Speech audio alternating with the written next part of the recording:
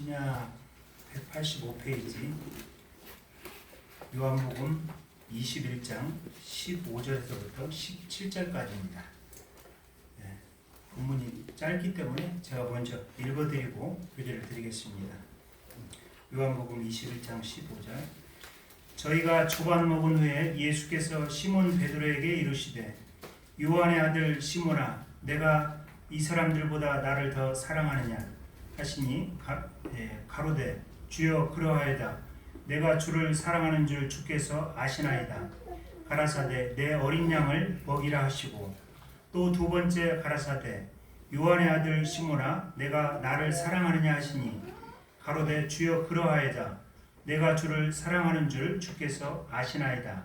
가라사대 내 양을 치라 하시고 세 번째 가라사대 요한의 아들 시몬아 내가 나를 사랑하느냐 하시니 주께서 세 번째 내가 나를 사랑하느냐 하심으로 베드로가 근심하여 가로되 주여 모든 것을 아시오매 내가 주를 사랑하는 줄 주께서 아시나이다.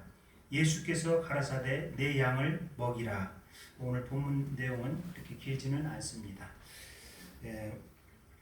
오늘 주님께서 주시는 이 교훈은 부활하신 이후 요한복음에 드러난 5번째 교훈입니다. 주님은 안식 후 첫날 이른 아침에 막달라 마리아에게 연합과 승천에 대한 교훈을 주십니다. 그리고 두 번째, 유대인들이 두려워하여 모인 10 제자들이 모인 곳에 주님 친히 나타나셔서 손과 발에 그 상처에 기인한 평강을 주십니다.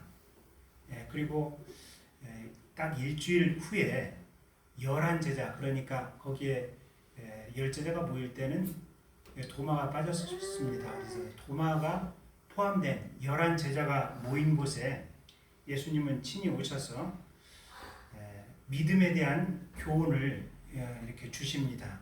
이것이 이제 예루살렘에서 있었던 부활하신 주님께서 부활하시고 승천하시기 이전에 40일 동안 제자들에게 주시는 이 시험과 교훈에 대한 내용입니다. 그리고 이제 그 장소가 변경이 돼서 디베랴 바다에서 주님께서 그 역사를 하시는데, 디베랴 바다는 지난번에 말씀을 드린 대로 헤롯 안티바스에 의해서 건설된 이 디베랴 황제 이름을 딴 갈릴리 서편에 있는 이런 그 도시 이름을 가리킵니다. 여기에서 7 제자가 이 어부로서 조업을 나갑니다. 그런데 밤새도록 이 조업을 했지만 아무것도 잡지 못한 것을 볼 수가 있습니다. 우리는 여기에서 제자들이 한 가지 놓친 것이 있습니다. 그것은 예수님께서 잡히시던 밤에 마태복음 26장 32절을 통해서 보게 되면 너희보다 먼저 갈릴리로 가리라라고 하는 이와 같은 약속의 말씀을 제자들에게 주시는데, 이 갈릴리에 갔던 제자들은 이 약속의 말씀을 기억하지 못한 것입니다. 그리고 또 바닷가에 서신 예수님을 기억하지 못함으로 밤새도록 조업을 했지만 아무것도 잡지 못했습니다. 그때 예수님께서는 그 그물을 배 오른편에 던지라 그리하면 얻으리라라고 이와 같이 말씀을 하시면서 주님께서는 분명한 방향을 설정해 주시고, 또 그로 인해서 그 말씀에 순종하는 이와 같은 제자들에게 그물을 들 수 없을 만큼 많은 물고기를 잡게 하십니다. 그리고 예수님은 제자들이 그 육지에 올라왔을 때 생선과 떡을 준비하심으로 제자들을 먹이십니다. 그러시면서 이 잡은 물고기를 가져오라고 이렇게 말씀을 하십니다. 그것은 제자들이 순종을 통해서 믿음 안에서 승리하는 이와 같은 비결을 다시 한번 확증해 주시는 내용입니다.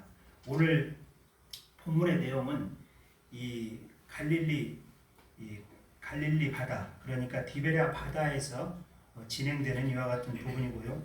아까 본문 내용을 읽어드린 대로 이 내용은 목자와 양과의 관계를 통해서 사랑을 저희에게 주시는 이와 같은 내용입니다. 목자와 양과의 그 관계를 가장 잘 설명하고 있는 이 부분은 시편 23편입니다. 그래서 오늘 시편 23편이 듬성듬성 함께 인용이 될 것입니다.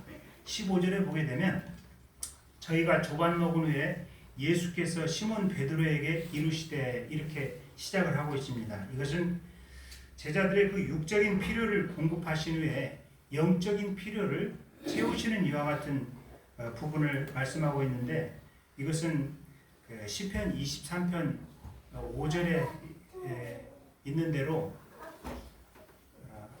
주께서 내 원수의 목전에서 내게 상을 베푸시고 기름으로 내 머리에 바르셨나니 내 잔이 넘치나이다 라고 하는 이와 같은 말씀과 같이 여기에서 상이라고 하는 상을 베푸셨다라고 하는 것은 식탁, 테이블을 가리키는 것이고, 양들에게 이 식탁은 양들의 목초지를 가리키는 이런 부분입니다. 그리고 기름은 이 양들이 이동하는 과정에서 부상당한 양들에게 감람류와 백향목 타르를 통해서 치유하시는 이와 같은 목자의 그 사랑을 엿볼 수 있는 이런 대목입니다. 그래서 여기 말씀에 언급된 대로 조반 먹은 후에 육적인 필요를 공급하신 후에 영적인 필요를 채우시는 이와 같은 배경으로 오늘 본문이 시작을 하고 있습니다.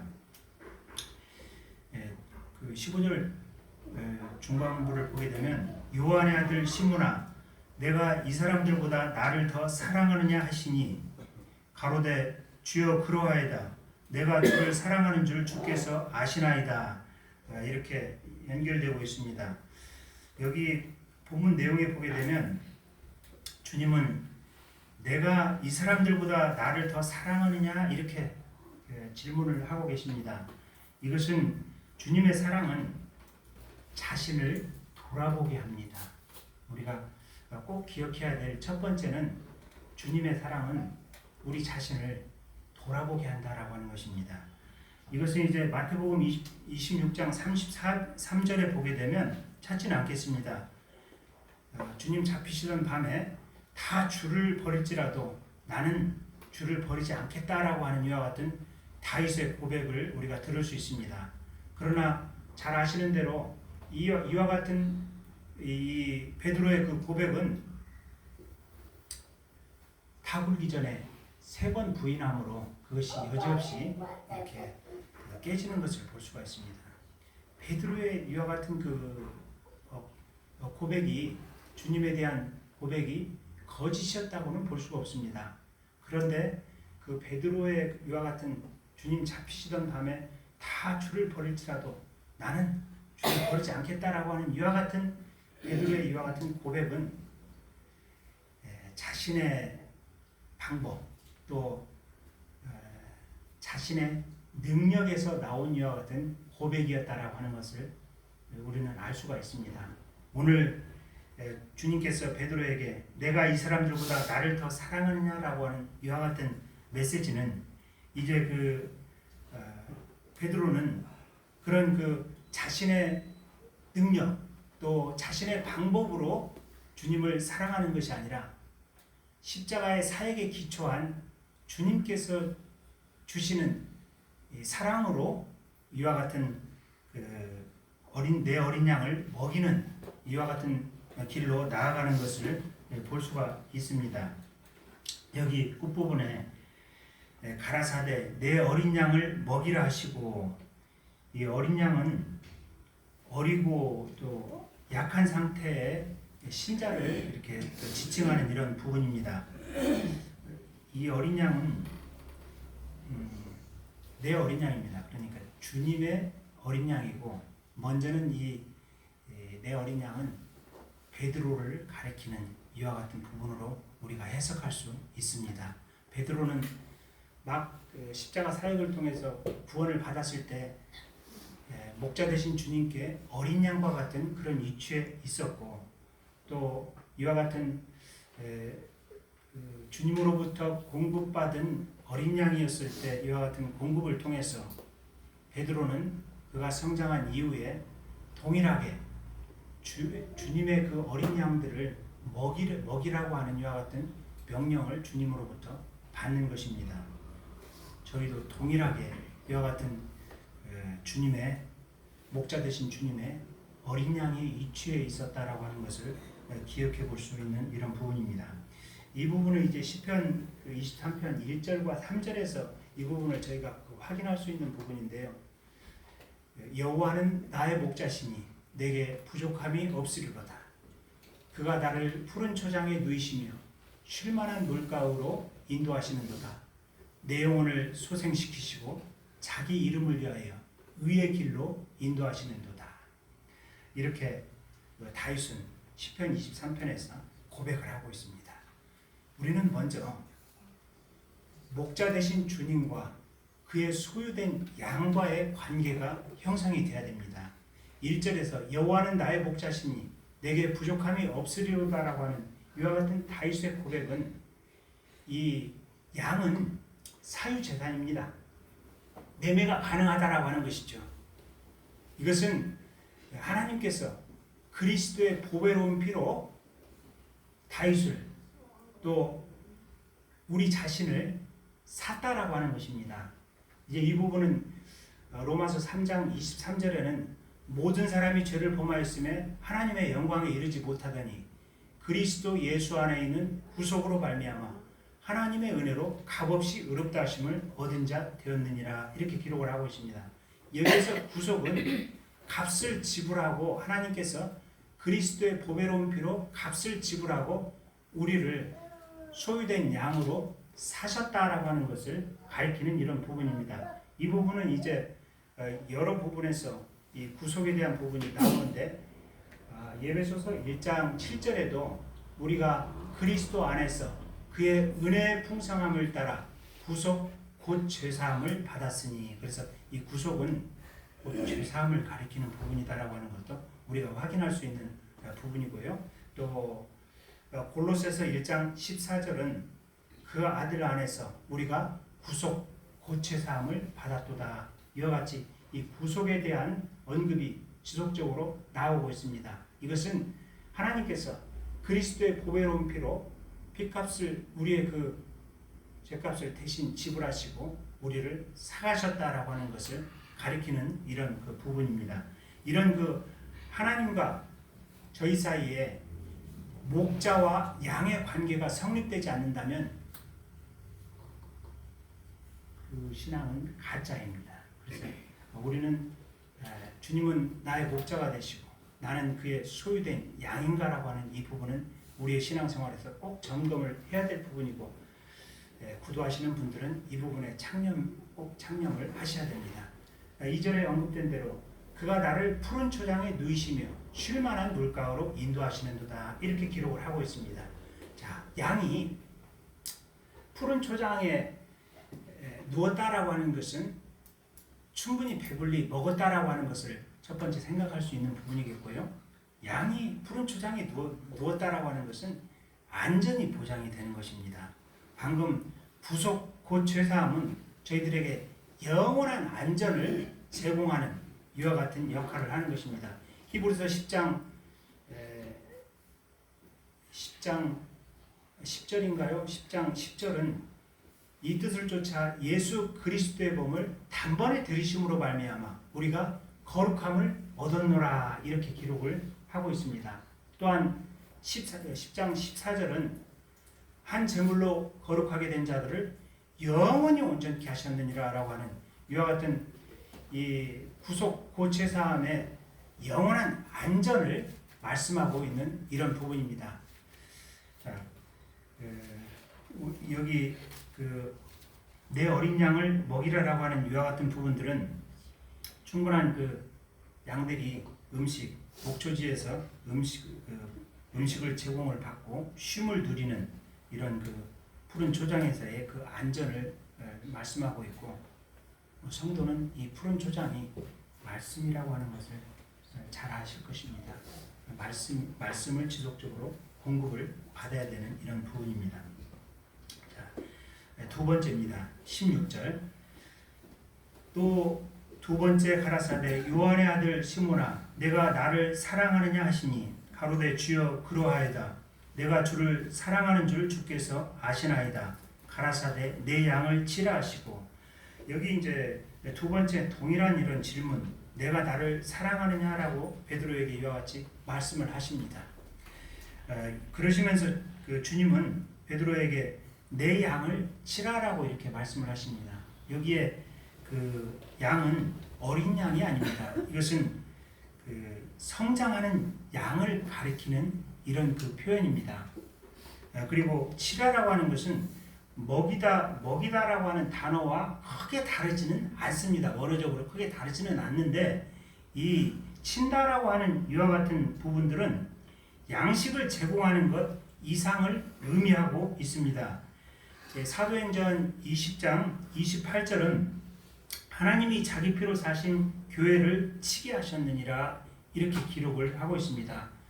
이 사도 바울이 예배소 교회에서 마지막 설교를 하는 이 과정에서 말씀하고 있는 기록된 이와 같은 내용인데, 이 하나님이 자기 피로 사신 교회를 치게 하셨다라고 하는 것은 이 하나님께 항복하는 법을 먼저 배우고 또 그것을 가르쳐야 된다라고 하는 것을 말씀하고 있는 이런 부분입니다. 하나님께 항복하는 게 과연 무엇일까요? 이것은 하나님께 순종하고 절제하는 것을 우리는 나그네 길에 배워야 된다라고 하는 것을 말씀하고 있습니다. 또한 베드로전서 5장 2절은 제가 읽어만 드리겠습니다. 너희 중에 있는 하나님의 양무리를 치되 부득이함으로 하지 말고 오직 하나님의 뜻을 쫓아 자원함으로 하며 더러운 일을 위하여 하지 말고 오직 즐거운 뜻으로 하며 이렇게 기록을 하고 있습니다. 베드로는 여기 오늘 주님의 그 교훈을 받고 성장한 이후에 베드로전서에서 이렇게 말씀을 하고 있습니다. 양무리를 치되 부득이함으로 하지 말고 오직 하나님의 뜻을 쫓아 자원함으로 하라라고 하는, 이것은 이타적인 사랑으로 주님의 양을 치라라고 하는 이와 같은 메시지입니다. 그래서 이 베드로는 여기에 주님께서 부활하신 이후 승천하시기 이전에 베드로에게 이와 같이 사랑 가운데 교훈하신 내용을 충분히 알아듣고 성화의 과정을 밟았던 것을 우리가 확인할 수 있는 이런 그 대목입니다. 그래서 이 내 양을 치라라고 하는 것은 양들을 돌보는 목자의 일이다라고 하는 것을 우리가 생각할 수 있는 이런 부분이고요. 시편 23편 4절에서 이 내용이 잘 이렇게 언급이 되고 있습니다. 내가 사망의 음침한 골짜기로 다닐지라도 해를 두려워하지 아니할 것은 주께서 나와 함께 하시니라. 주의 지팡이와 막대기로 나를 안위하시나이다. 이렇게 기록을 하고 있습니다. 자, 양들은 목자가 인도하는 이 양들은 때로 그 사망의 음침한 골짜기를 통과합니다.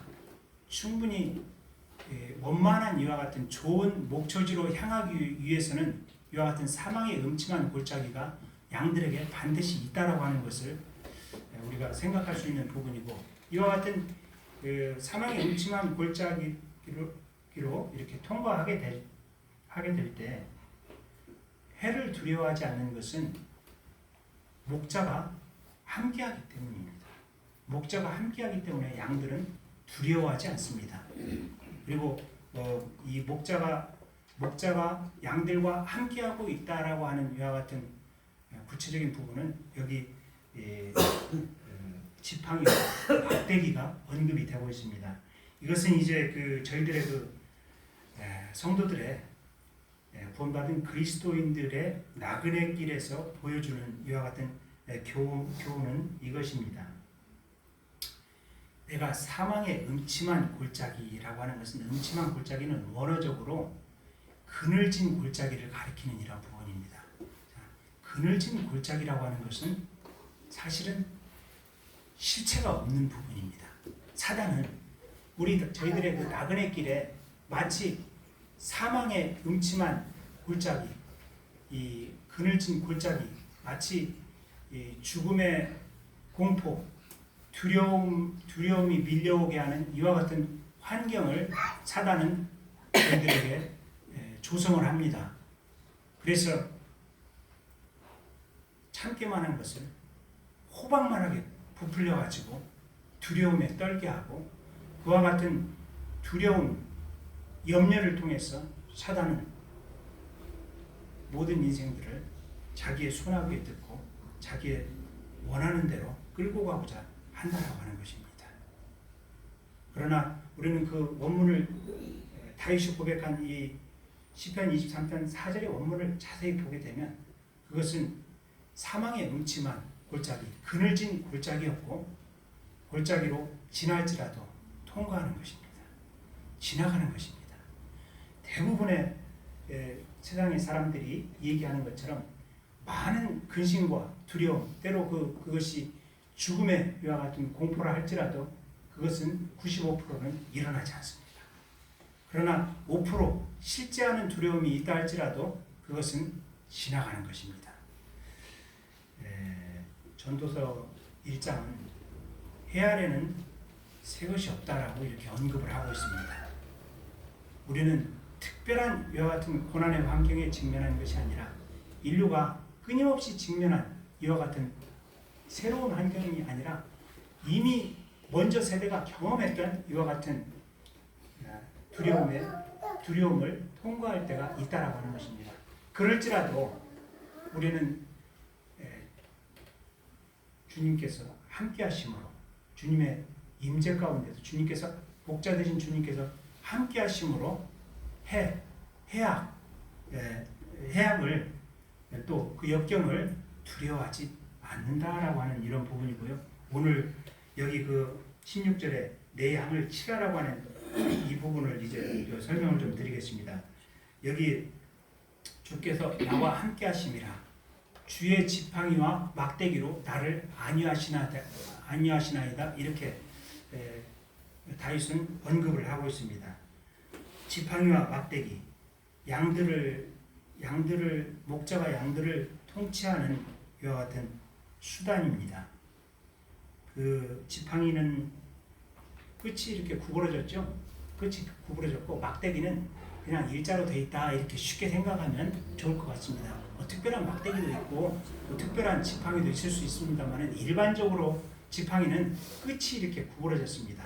왜 구부러졌냐면 양들이 그 무리에서 이탈하고 또 낭떠러지로 떨어지게 될 때 그 양을 멈춰 세우기 위해서 끝이 이렇게 구부러진 지팡이가 존재한다라고 하는 것입니다. 또 막대기는 양들이 가야 될 그 방향을 제시하는 경우가 많이 있습니다. 그래서 이 목자는 양들을 치게 될 때 지팡이와 막대기로 통치하고, 또 그 지팡이와 막대기로 돌보십니다. 양들을 돌봅니다. 그리고 또 차로나 오로나 치우치게 될 때 그와 같은 교정을 하는 그런 일을 목자는 양들에게 행하고 있습니다. 이것은 목자가 양을 전체적으로 돌봄을 가리키는 이런 부분이고, 거기에서 우리의 그 목자 되신 주님께서 저희가 소유된 양으로서 돌봄을 통한 위로를 이렇게 경험을 하게 됩니다. 이것이 여기에 16절에 있는 내 양을 치라라고 하는 이와 같은 좀 더 구체적인 설명이 될 것입니다. 우리가 이 부분을 먼저 생각을 하게 될 때 우리는 그분의 그 소유된 양으로서 절대적으로 필요한 부분이 한 가지가 있습니다. 목자 되신 주님의 통치권을 인정을 해야 됩니다. 통치권을 인정하지 않는다면 그 이후에 있는 돌봄, 교정, 또한 그 위로, 이 모든 것들은 이루어질 수 없는 부분이라고 하는 것입니다. 왜냐하면 목자 대신 목자의 그 울타리를 벗어나 버린 양들은 보호를 받지 못한다라고 하는 것을 가리키고 있습니다. 그래서 저희가 나그네 길을 행하게 될 때 목자 대신 주님의 그 통치권을 저희들의 생애 가운데 꼭 인정하는 것이 중요합니다. 여기 지팡이와 막대기는 이 말씀과 성령을 통해서 저희들을 이와 같이 통치하시고 또 돌보시고 교정하시고 위로하시는 이와 같은 돌봄의 일들을 목자 되신 주님께서 하고 계시다라고 하는 것을 나타내고 있는 이런 부분입니다. 그래서 내 양을 치라라고 하는 것이 두 번째, 주님의 사랑은 이 목양을 가리키는 이런 부분입니다. 양육하는 것입니다. 주님의 사랑은 양육입니다. 그리고 세 번째, 17절입니다. 세 번째 17절, 세 번째 가라사대 요한의 아들 시몬아 내가 나를 사랑하느냐 하시니 주께서 세 번째 내가 나를 사랑하느냐 하심으로 베드로가 근심하여 가로되. 주님의 그 사랑의 세 번째 특징은 뭐냐면은 근심입니다. 성경의 신구약 많은 부분들이 이 근심과 염려에 대한 부분들을 다루고 있습니다. 그런데 대부분 신구약 공통적으로 다루고 있는 근심과 염려는 세상 근심을 가리키는 이런 부분이 많습니다. 고린도후서 7장 10절 찾지 않고 제가 읽어만 드리겠습니다. 고린도후서 7장 10절은 하나님의 뜻대로 하는 근심은 후회할 것이 없는 구원에 이르게 하는 회개를 이루는 것이요 세상 근심은 사망을 이루는 것이니라. 이렇게 기록을 하고 있습니다. 그래서 신구약 많은 부분에서 근심과 염려를 다루고 있는 부분은 세상 근심을 가리키는 부분이고요. 여기 다른 종류의 근심, 하나님의 뜻대로 하는 근심을 우리는 주님의 사랑 가운데에서 발견을 하게 된다라고 하는 것입니다. 이 주님의 사랑은 세 번째 저희가 꼭 기억해야 될 부분은 주님의 사랑은 하나님의 뜻대로 근심케 하는 이와 같은 일을 합니다. 이것은 회개가 수반된 근심을 가리키는 부분이고 거기에는 슬픔이 같이 존재합니다. 그런데 세상 근심과 다르게 이와 같은 회개가 수반된 근심, 슬픔은 일시적이라고 하는 것입니다. 절대 길지 않습니다. 그렇기 때문에 이것이 생명으로, 구원으로 이렇게 가는 것이고 세상 근심은 사망으로 갑니다. 자, 우리가 그 창세기를 보게 되면 아담과 하와가 선악과를 범하고 무화과 나뭇잎을 합니다. 자기 방식대로 수치를 가리려고 하잖아요. 그러나 그 무화과 나뭇잎은 온전한 수치를 가릴 수 없는 이런 부분입니다. 그때 하나님께서 아담과 하와에게 네가 어디 있느냐라고 이렇게 찾으십니다. 그때 아담과 하와는 내가 두려워하여 숨었나이다. 이렇게 고백을 합니다. 하나님의 사랑에서 떠난 모든 인생들은 첫 번째 두려움 가운데 직면합니다. 두려움, 염려 가운데 직면을 하고 인류는 이것을 해소하기 위해서 부단히 노력을 하지만 해소할 방법이 없습니다. 그리고 이제 극단적으로 이와 같은 것들을 근심과 염려, 두려움을 잊기 위해서 근심과 염려 그 기저에는 죄의 삭은 사망이요 그 후에는 심판이 있다라고 하는 이와 같은 사망과 심판의 두려움이 모든 인생들에게 복음을 듣지 않는 분들에게도 이와 같은 두려움이 존재한다라고 하는 것입니다. 죽음의 두려움 그리고 더 나아가서 심판의 두려움이 복음을 듣지 않는 분들에게도 존재한다라고 하는 것을 가르쳐주고 있습니다. 그래서 이와 같은 근심과 염려, 두려움을 해소하기 위해서 우리의 그 청소년들은 게임에 몰두를 합니다. 그리고 어른들은 술이나 담배, 또 요즘에는 저희 나라에도 많이 만연하는 마약, 또 도박, 또 심지어는 도덕적으로나 윤리적으로 타락한 이와 같은 불륜들이 성행하는 폐역한 시대에 저희가 살고 있다고 하는 것입니다. 그런데 이와 같은 방법들은 일시적으로 그 일에 심취해 있을 때 우리의 영혼을 마취시키는 이와 같은 효과는 있을지 모르지만 근본적인 해결책은 될 수 없다라고 하는 것입니다. 더 큰 구렁텅이로 사망의 세상 근심은 사망으로 이렇게 귀결된다라고 하는 것을 보여주고 있는 이런 대목입니다. 주님의 사랑은 하나님의 뜻대로 근심케 한다라고 하는 이 부분은 저희가 좀 더 고민을 해봐야 될 이런 부분입니다. 고린도후서 7장 21절과 23절은 이런 부분이 있어요. 찾지는 않겠습니다. 제가 그냥 말씀만 드릴게요. 주여 주여 하는 자마다 다 천국에 갈 것이 아니요 내 아버지의 뜻대로 행하는 자라야 천국에 갈 수 있느니라. 그날에 많은 사람들이 내게 이르되 주여 주여 우리가 주의 이름으로 선지자 노릇하며 주의 이름으로 귀신을 쫓아내고 주의 이름으로 많은 권능을 행치 아니하였나이까 하리니 그때 주님께서는 이렇게 말씀을 하십니다. 내가 너희를 도무지 알지 못하니 이 불법을 행한 자들아 내게서 떠나라고 이렇게 말씀을 하십니다. 내가 너희를 도무지 알지 못한다. 그날에 이것은 굉장히 심각한 경고를 가지고 있습니다. 그날에 내가 너희를 도무지 알지 못한다. 이 불법을 행한 자들아 내게서 떠나라고 이와 같이 주님은 경고를 하십니다. 그 원인이 어디 있을까요? 내 아버지 뜻대로 행하지 않았기 때문이라고 하는 것입니다. 주님의 사랑은 여기에 베드로가 근심했던 것은 주님의 사랑은 하나님의 뜻 가운데로 행하게 하는 근심을 수반한다라고 하는 것입니다. 그래서 우리가 하나님의 온전하신 사랑 가운데에서 살아간다라고 하는 것은 끊임없이 내가 하나님의 뜻대로 행하고 있는가 근심하고 때로는 슬픔에 잠기기도 합니다. 이것은 우리가 회개를 가져온다라고 하는 것입니다.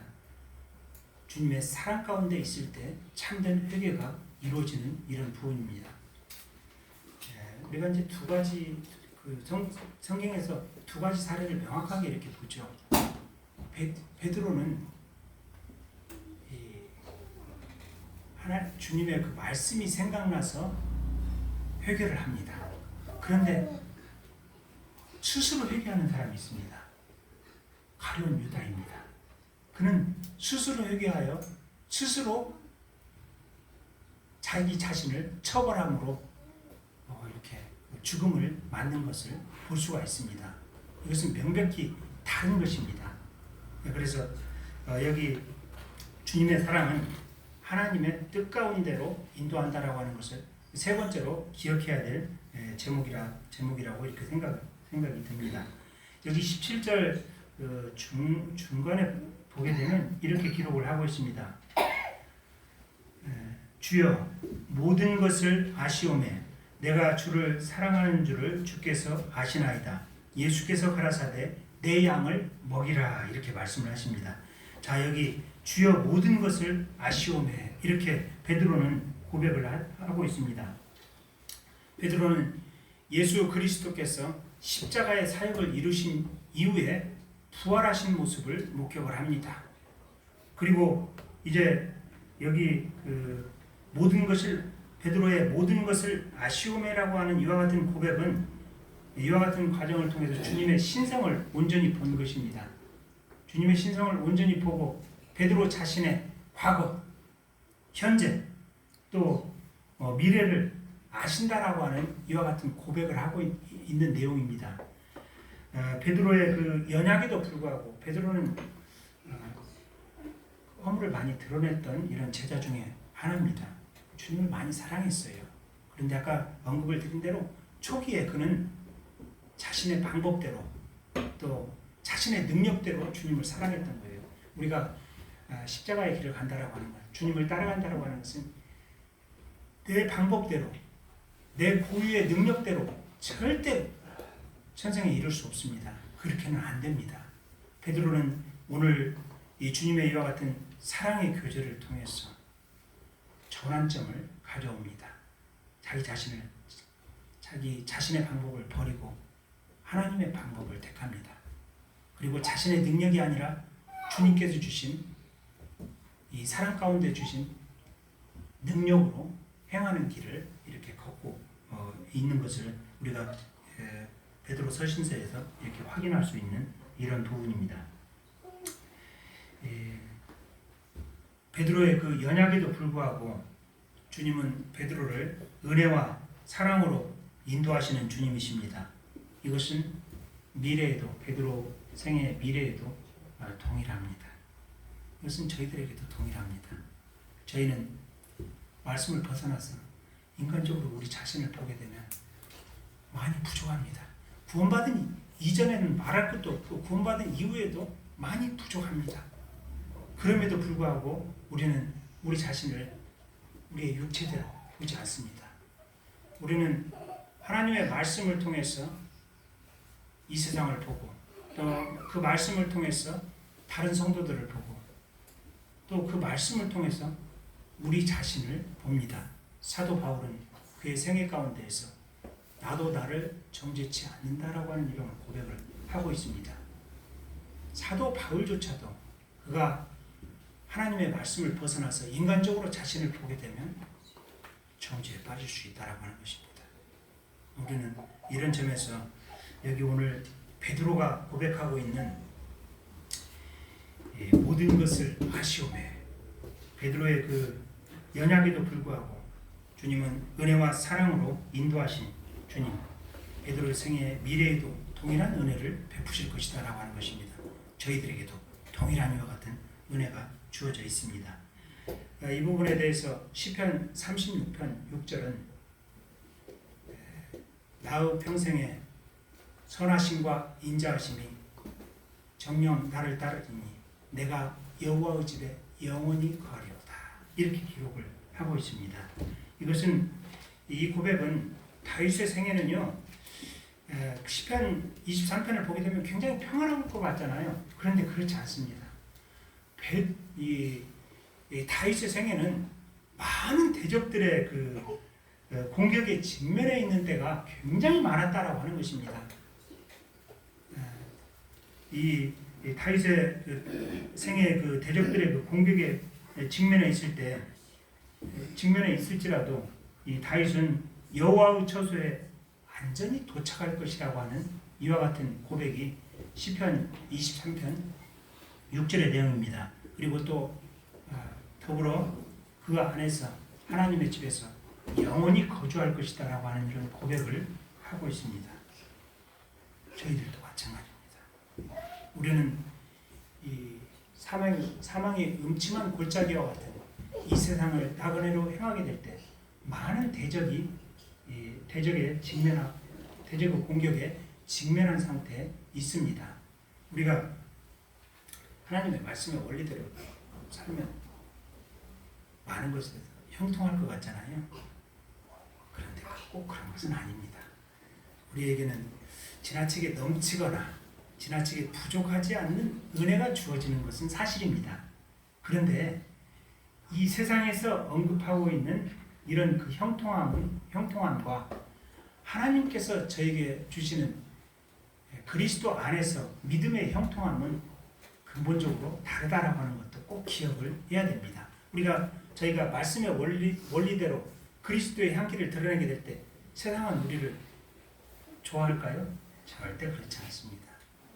우리가 만일에 세상과 잘 연합해서 산다면 고난을 받지 않을 것입니다. 그런데 말씀을 쫓아 그리스도의 향기를 드러내는 삶을 산다면 어디에서든가 고난의 이와 같은 자취가 따라온다라고 하는 것도 꼭 명심을 해야 됩니다. 주님은 앞에 있는 즐거움을 위하여 십자가의 고난을 넉넉히 견뎌내셨습니다. 저희의 주인 되신 분, 저희의 구주 되신 주님께서 그 길을 가셨다면 저희는 당연히 그와 같은 길을 가야 되는 것입니다. 말씀을 이제 오늘 정리를 하겠습니다. 예수님의 부활 후 40일의 그 시험과 교훈은 사랑입니다. 네. 승천하시기 이전에 40일 동안 이 지상에 머무르면서 주신 교훈 중에 가장 포괄적이고 가장 중요한 이와 같은 교훈이 사랑입니다. 아까 언급을 드린 대로 이 주님께서 저희에게 주시는 이 사랑은 우리 자신을 돌아보게 합니다. 그리고 우리 자신을 양육하십니다. 그리고 이 주님의 사랑은 하나님의 뜻대로 근심케 하는 이와 같은 사랑이라고 하는 것입니다. 그래서 우리가 하나님의 뜻대로 행하게 하는 이와 같은 놀라운 은혜가 있습니다. 마태복음에 경고하는 대로 그날에 주님은 내가 너희를 도무지 알지 못하니 이 불법을 행한 자들아 내게서 떠나라라고 하는 이와 같은 경고를 제거해 주시는 이와 같은 놀라운 주님의 사랑은 이와 같은 은혜가 저희들에게 있다라고 하는 것입니다. 자, 우리가 이제 말씀을 바치면서 한 가지를 좀 생각해 보겠습니다. 우리는 언제 누구에게 나를 사랑하느냐라고 이렇게 물으셨나요? 언제 나를 사랑하느냐라고 물으셨어요? 저기 그 남편 되는 형제님께, 자매 되는 그 아내 된 자매님들께 이것을 물으셨나요? 아마 이런 질문을 거의 안 하실 것이라고 생각이 듭니다. 나를 사랑하느냐라고 하는 이와 같은 예수님께서 베드로에게 하신 나를 사랑하느냐라고 하는 이 세 번의 이 질문은 저희의 그 아이들이 부적부적 기어다니면서 말을 막 한두 마디 말을 하게 될 때 우리 자녀들을 붙들고 나를 사랑하느냐라고 이와 같이 질문을 하셨습니다. 길 가다가 아무 상관이 없는 사람 붙들고 나를 사랑하느냐라고 이렇게 묻지는 않잖아요. 주님께서 베드로에게 나를 사랑하느냐라고 이와 같이 세 번 질문을 하셨다라고 하는 것은 주님께서 베드로를 말할 수 없이 사랑했다라고 하는 것을 암시를 하고 있습니다. 베드로는 그것을 알았다라고 하는 것입니다. 여기에 있는 이 그리스도인 모두에게 주님은 그와 같은 질문을 하십니다. 나를 사랑하느냐? 이 세 번의 질문을 3은 완전의 숫자잖아요. 이와 같은 완전한 사랑을 저희들에게 질문을 하십니다. 사랑한다라고 하는 이와 같은 표시입니다. 베드로는 여기에서 이제 자신의 방법과 또 자신의 능력을 버리고 주님께서 공급하시는 사랑 가운데 공급하시는 이와 같은 주님의 능력, 주님의 방법, 주님의 뜻 가운데에서 행하기 시작했다라고 하는 것입니다. 저희도 동일하게 그와 같이 행해야 될 것이라고 생각이 됩니다. 주님께 공급받은 사랑으로 섬기고 살라라고 하는 것이 오늘의 메시지의 중심입니다. 찾지는 않고 제가 요한복음 10장 27절을 읽어드리고 마치도록 하겠습니다. 내 양은 내 음성을 들으며 나는 저희를 알며 저희는 나를 따르느니라. 자, 마태복음에 내가 너희를 도무지 알지 못하니 이 불법을 행한 자들아 내게서 떠나라 이렇게 주님은 말씀을 하십니다. 그런데 여기 요한복음 10장 27절은 굉장히 놀라운 이와 같은 내용입니다. 내 양은 내 음성을 들으며 제가 처음 교제를 드리면서 언급했던 나는 주님의 소유된 양인가라고 하는 이 부분을 꼭 심각하게 고민을 해야 됩니다. 그분은 나의 목자가 되시는가? 나는 그분의 소유된 양인가? 라고 하는 이 목자와 분명한 양과의 관계를 꼭 기억을 하셔야 됩니다. 그래서 주님은 내 양은 내 음성을 들으면 만일에 주님이 나의 목자가 되시고 내가 그분의 소유된 양이라면 우리는 먼저 첫 번째 말씀을 사모해야 됩니다. 그리고 그 말씀을 갈급해야 됩니다. 말씀 가운데 살아야 된다라고 하는 것을 말씀하고 있는 이런 부분입니다. 내 양은 내 음성을 들으며 나는 저희를 알며 주의 이름으로 선지자 노릇하며 주의 이름으로 귀신을 쫓아내고 주의 이름으로 많은 권능을 행했는데도 불구하고 그 사람들을 나는 도무지 너희를 알지 못한다. 불법을 행한 자들아 내게서 떠나라. 이렇게 경고를 하시는데도 불구하고 요한복음 10장 27절은 내 양은 내 음성을 들으며 나는 저희를 알며 이렇게 말씀을 하고 있습니다. 주님께서 여기 계신 모든 분들을 알고 있다면 그것보다 더 큰 위로는 없습니다. 이 세상에서 위로받으려고 애쓸 필요 없습니다. 이 세상에서 나를 변명하려고 애쓸 필요 없습니다. 주님이 아시면 그걸로 족한 것입니다. 우리는 그것을 바라고 이 세상을 나그네로 담대하게 살아가는 것입니다. 내 양은 내 음성을 들으며 나는 저희를 알며 저희는 나를 따르느니라. 이런 주님께서 부활하신 이후 승천하시기 전에 40일 동안 이 지상에 머무르시면서 주신 5번째 교훈입니다. 사랑입니다. 기도하고 마치겠습니다. 주님 감사합니다.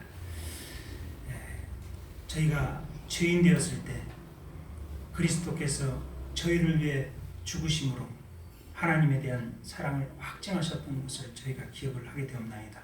아버지 하나님, 저희를 위해 십자가의 그 모진 고통, 형체를 알아볼 수 없는 그 고난을 받으시고 저희의 죄를 인해서 피와 불을 온전히 흘리신 주님의 그 십자가의 사역을 이루신 주님께서 이제 이 지상에 머무르시는 동안 저에게 주신 이 5번째 교훈, 사랑을 이 시간 묵상케 해주신 것을 기억할 때 감사를 드립니다. 주님께서 베드로에게 또 여기에 있는 모든 분들에게 주시는 이 사랑의 교훈은 먼저는 우리 자신을 돌아보게 하시고 또한 저희를 양육하시고 또한 하나님의 뜻대로 근심케 하심으로 하나님의 뜻 가운데 행하게 하시는 이와 같은 놀라운 은혜가 그 안에 있음을 이 시간 기억할 때 감사를 드립니다. 주님의 사랑은 저희의 삶의 완전한 것이며 또한 신앙의 완성이 되는 것을 요한일서 4장 16절은 기록하고 있습니다. 하나님이 우리를 사랑하시는 사랑을 우리가 알고 믿었노니 하나님은 사랑이심이라. 사랑 안에 거하는 자는 하나님 안에 거하고 하나님도 그 안에 거하시느니라. 감사를 드립니다. 주 예수님 이름으로 기도드리옵나이다. 아멘.